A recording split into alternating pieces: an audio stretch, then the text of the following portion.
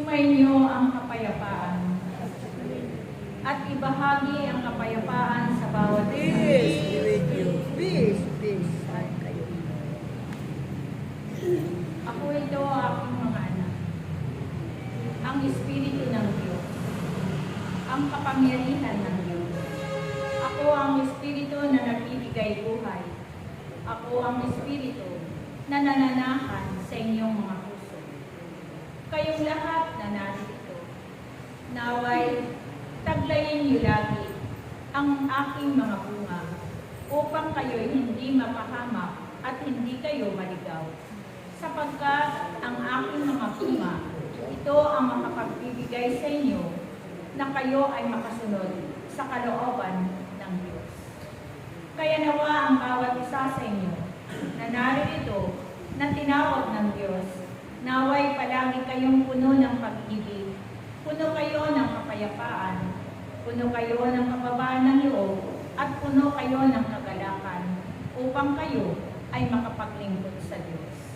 Kaya nawa ang bawat isa na narito, naway pagsumakitan ninyong palagi na kayo ay pagharian ng Diyos nang naaayon sa kanyang kalooban, upang kayo, anuman ang hingin ninyo at anuman ang naisin ninyo sa inyong mga buhay, tunay na ito ay inyong matatango sa piling ng Diyos. Kaya nawa aking mga anak na narito, ipagkatiwala lang ninyo ang inyong buhay sa Diyos, sapagkat sa piling ng Diyos, tunay na hindi kayo mapapahamak, kundi makakamit ninyo ang kanyang pangako na buhay na walang hanggan. Kaya manatili kayong naglilingkod sa Kanya hanggang wakas ng inyong mga buhay. Anuman ang pinagdadaanan ng bawat isa sa inyo, naway patuloy kayong maglingkod sa Kanya at patuloy na huwag hihinto sa inyong pananampalataya sa Diyos.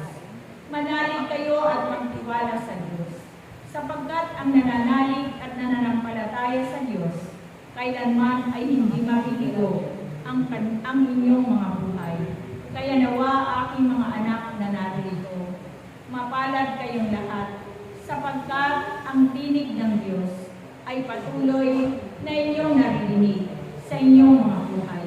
Kaya nawa patuloy ninyong isabuhay ang lahat ng inyong mga naririnig na mga mensahe ng Diyos.